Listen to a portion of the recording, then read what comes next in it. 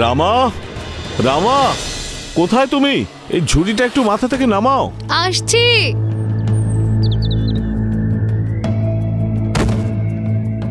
আজও আলু বিক্রি হলো না।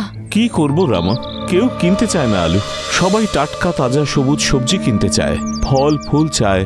কোত্থেকে আনবো সেসব কেনার জন্য টাকা? আরে তুমি মন খারাপ করো না, তুমি হাত মুখ ধুয়ে এসো, আমি আলুর তরকারি আর ভাত করেছি।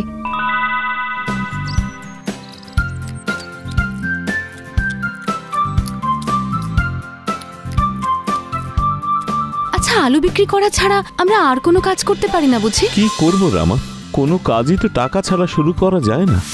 রামা, এক কাপ চা পাবো নাকি? হ্যাঁ, একটু চা পাতা আছে, এক্ষুনি বানিয়ে দিচ্ছি।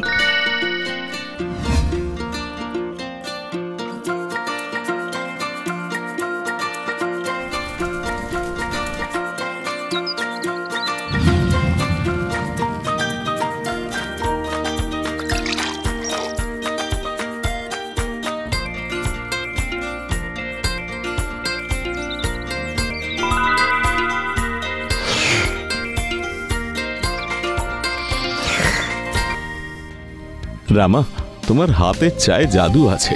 এই জাদু আমার হাতের নয়, আমাদের উঠোনে কয়েকদিন আগে একটা চা গাছ হয়েছে, তারই স্বাদ। এর স্বাদ একদম ভিন্ন রকম। এর আগে আমি কখনো এরকম চা খাইনি। আমরা চায়ের দোকান দেব রামা, তুমি আর আমি, আমাদের বাড়ির বাইরে। চায়ের দোকান? হ্যাঁ রামা, আমাদের কাছে চায়ের পাতার গাছও আছে।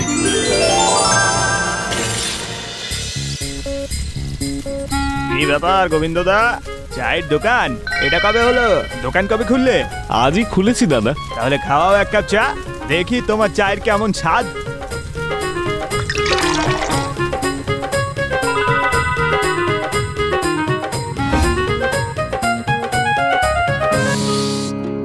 আরে বাবা বাবা বাবা, সত্যি বলতে কি এত সুন্দর চা কোনোদিন খাইনি গো আমি। দারুণ লাগছে খেতে। আরে গোবিন্দ ভাই, চায়ের দোকান মনে হচ্ছে এবার থেকে এখানেই চা খাওয়া যাবে। কি মঙ্গলু, কেমন চা গোবিন্দ ভাইয়ের দোকানে? যে একবার খাবে তাকে বারবার আসতে হবে। হ্যাঁ, আচ্ছা, এক কাপ আমাকেও দাও।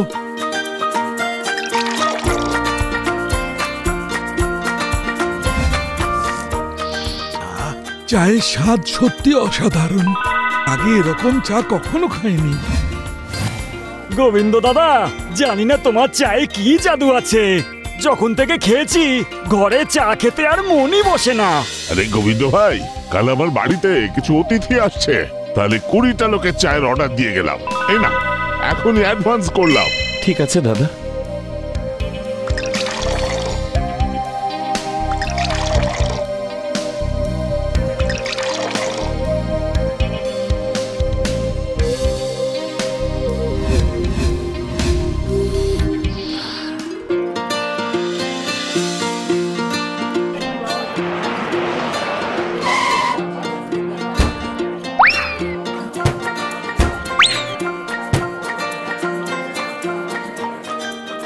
গোবিন্দবাবু, আপনার চায়ের কথা কিন্তু দূর দূরান্তে ছড়িয়ে পড়েছে। আপনি এমন কোন চায়ের পাতা ব্যবহার করেন যে এত সুন্দর খেতে হয়? আগে আমি তো সেই পাতাই দিই যেটা সবাই খায়, তবে খুব ভালো করে ফোটানো হয় চায়ের পাতা, আর দুধটাও বেশি দেওয়া হয়। তাহলে দর্শকরা, গোবিন্দবাবু বলছেন উনিও সেই একই চা পাতা ব্যবহার করেন যা সাধারণত বাকিরা করেন, আর কোনো স্পেশাল ইনগ্রেডিয়েন্ট নেই এতে। এরপরে বিশদ জানতে আমাদের নিউজ চ্যানেলে চোখ রাখুন।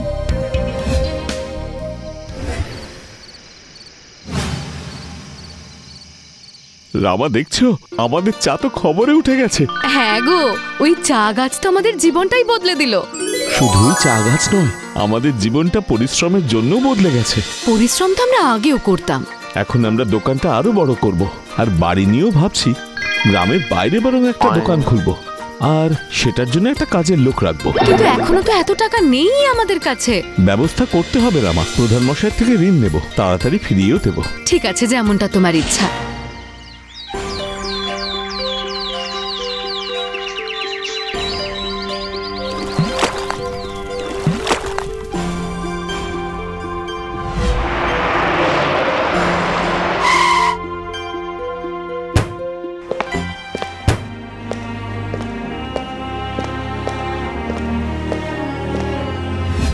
তোমার নাম কি গোবিন্দ? হ্যাঁ বলুন। আমাদের কোম্পানি তোমার সঙ্গে বিজনেস করতে চায়, আর তোমার চায়ের দোকানটাকে একটা বড় ক্যাফে বানিয়ে দেবে, আর 1 লাখের একটা চেকও দেবে কোম্পানি। এ তো খুব ভালো কথা। তুমি এই ডকুমেন্টটা সাইন করে দাও, কোম্পানি কালকে থেকে ওয়ার্ক স্টার্ট করে দেবে, আর ক্যাফে তৈরি হওয়া স্টার্ট। আর হ্যাঁ, তুমি শুধু আমাদের বিদেশি চা সেল করবে, আর আমরা তোমাকে 80% প্রফিট দেব।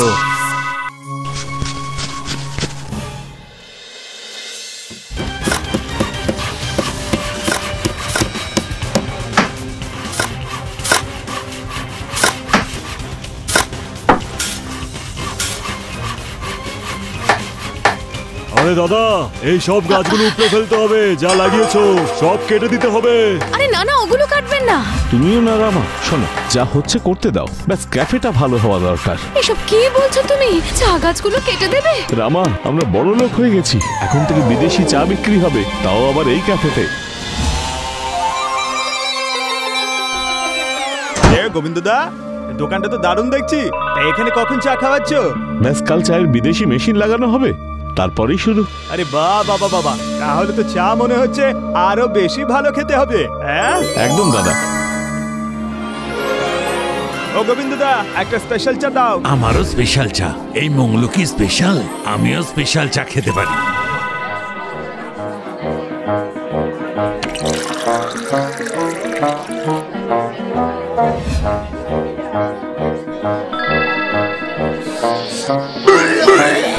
বাবারে, এবার কি চা গো? বাবারে বাবা, এ কি চা দিলে গো গোবিন্দদা? এই স্পেশাল চায়ের নাম করে গরম জল, এই বিচ্ছিরি গন্ধ এতে। আরে দাদা, ওই আগের চাটাই খাওয়াও না। স্পেশাল চায়ের নাম করে এসব খাওয়াচ্ছ? আমার চাই না এইসব স্পেশাল চা। এই চলো সবাই। আরে শোনো ভাই, দাদা শোনো।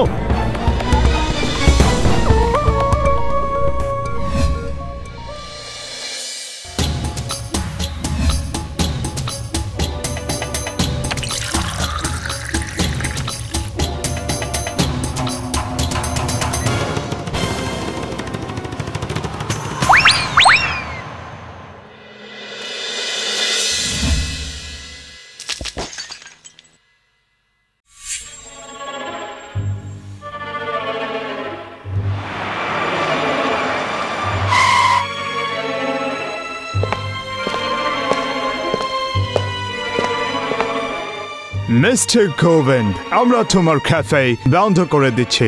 আমাদের এতে অনেক লস হচ্ছে। তোমাকে ক্যাফে ওপেন করে দিচ্ছি বিকজ তুমি ফেমাস ছিলে, বাট নাও কোম্পানির লস হয়ে যাচ্ছে। কিন্তু এতে তো আমার কোনো ভুল নেই, যা চা মশলা আপনি দিয়েছিলেন সেটাই তো ব্যবহার করেছি, আর ওই মেশিনটাও। No more excuse. আর ওই চেকটা রিটার্ন করতে হবে আপনাকে। তোমার ওই ক্যাফেটা এখান থেকে রিমুভ করা হবে।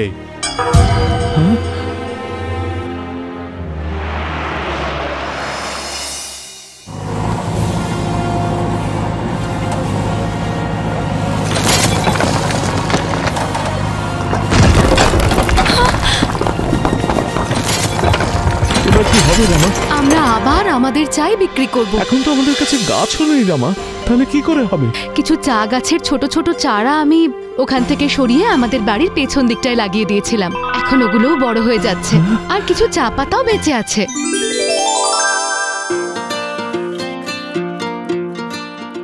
এখন থেকে আমি শুধু তোমার কথাই শুনবো রামা।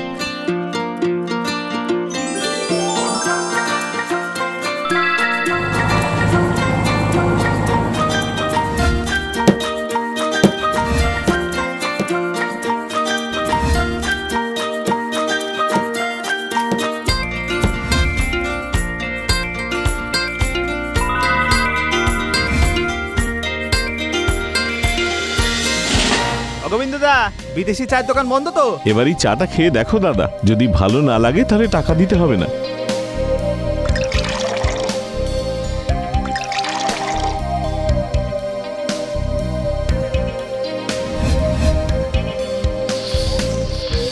বাহ, এই না হলে চা, সেই পুরনো স্বাদ। এখন থেকে এই চাই দিও আমাদের, কোনো বিদেশি স্পেশাল চায়ের প্রয়োজন নেই।